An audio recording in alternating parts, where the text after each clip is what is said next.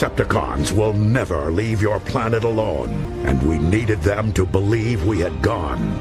For today, in the name of freedom, we take the battle to them. After the success of Rise of the Beasts and the animated movie Transformers 1, work has already started on Transformers 8 with Chris Hemsworth in talks, and we've got plenty of details about his role. Stick around till the end as we dive into how this G.I. Joe crossover sets up the return of the coolest Autobot we've all forgotten about.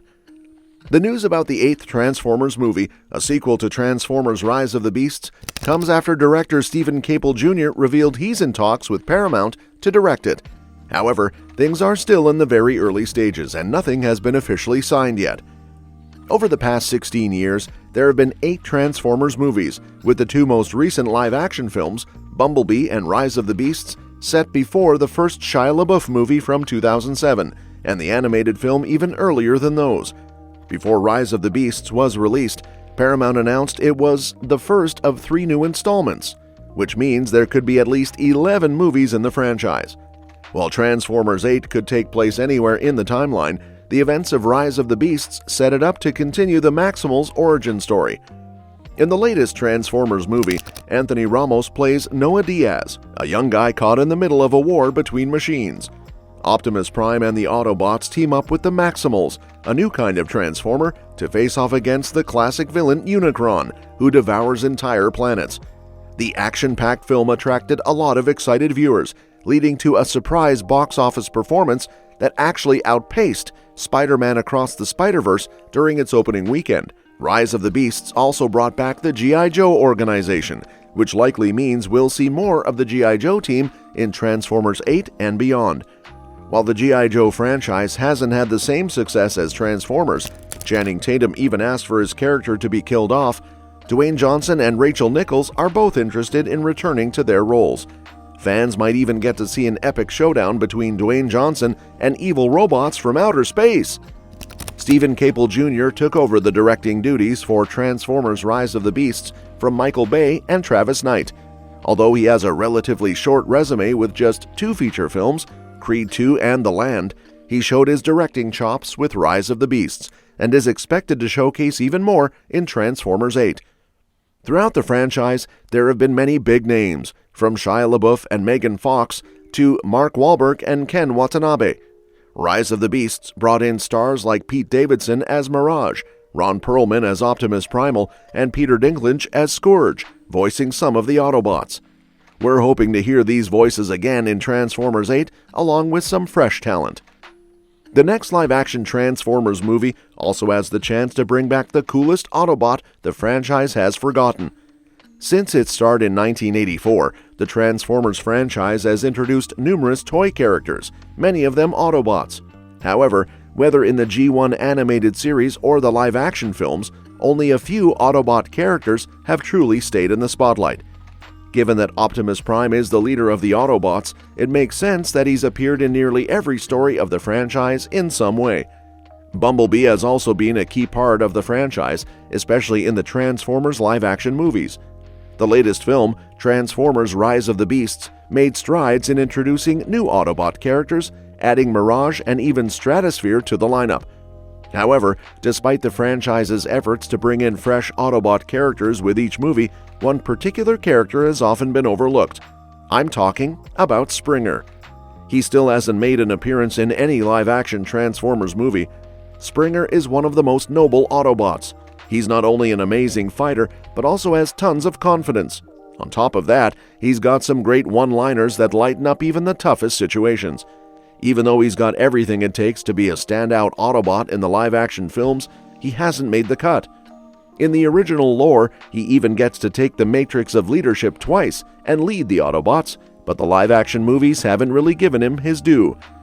The 1986 Transformers movie features a ton of Autobots, including Hot Rod, Cup, RC, Ultra Magnus, Blur, and many others.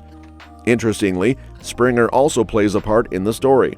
However, he's the only Autobot who rarely shows up in digital media after that movie. He was supposed to appear in Netflix's Transformers War for Cybertron series, but his role was ultimately cut. Though he hasn't made it into the live-action films, Springer has appeared in the original cartoon and comic books. His big debut was in The Transformers the Movie in 1986, which led to a recurring role in the comics. He had some minor appearances in early Legend comics and Madman the Transformers comics, but he became a key character in the Marvel the Transformers comics Wreckers arc. He's also popped up briefly in a few Transformers video games, including the Transformers, Transformers Legends, and Transformers Battle Tactics. From Regeneration 1 to Marvel Generation 2 comics, and from Transformers Wings Universe to Transformers the Headmasters, Springer has been a regular in several key story arcs in both comics and animated shows. He even appeared in the G.I. Joe vs. the Transformers and Transformers vs. G.I. Joe comic book arcs, making him an important part of the crossover universe and expanding his role into the larger Transformers lore. Unfortunately, despite being such a major character throughout the franchise, he still hasn't made his way into the live-action films. However, this new crossover hint suggests that the next movie might finally bring him into the live-action universe. Although there has been no official announcements about the movie's cast yet, Chris Hemsworth is reportedly being considered to play one of the leading G.I. Joe characters in the film. While Chris Hemsworth didn't exactly confirm his role in the next Transformers movie, a key part of his recent comments stood out when he said, "Am I still going to play Optimus Prime and then switch over to G.I. Joe?" The mention of needing to switch over to G.I. Joe suggests that discussions about his role have focused on him joining the G.I. Joe universe, rather than continuing with Transformers after the 2024 animated movie. This makes it seem more likely that Hemsworth will play a member of the new G.I. Joe team.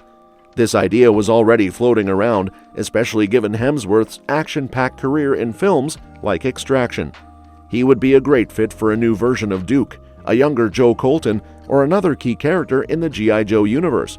While his role is still unknown, it would be a big surprise now if Hemsworth isn't playing a G.I. Joe character in the Transformers crossover. Honestly, having Chris Hemsworth play a G.I. Joe character makes more sense than having him voice Optimus Prime. While it might be a bit confusing for fans to see him in a G.I. Joe role and interact with Peter Cullen's iconic Optimus Prime, it's still a better option. It would be more awkward to have Hemsworth voice Optimus Prime in Transformers 1, then switch to voicing a different Autobot in Transformers 8, or even play a human character in the Transformers universe. Moving him to the G.I. Joe side of the crossover clears up a lot of that confusion and allows Cullen to keep his iconic role in future live-action films. Having Hemsworth take on a lead role in the Transformers G.I. Joe crossover also sets him up for more success in the franchise. He could continue voicing Optimus Prime in the animated Transformers 1 sequels, with Cullen still handling the live-action films. Plus, Hemsworth could become a key player in the G.I. Joe universe, potentially leading a new franchise. If the Transformers and G.I. Joe crossover does well, Hemsworth could be part of two major franchises at once. Well, that's it. Let me know what you think in the comments below. And don't forget to subscribe for more updates on this and other exciting upcoming movies. We'll see you next time.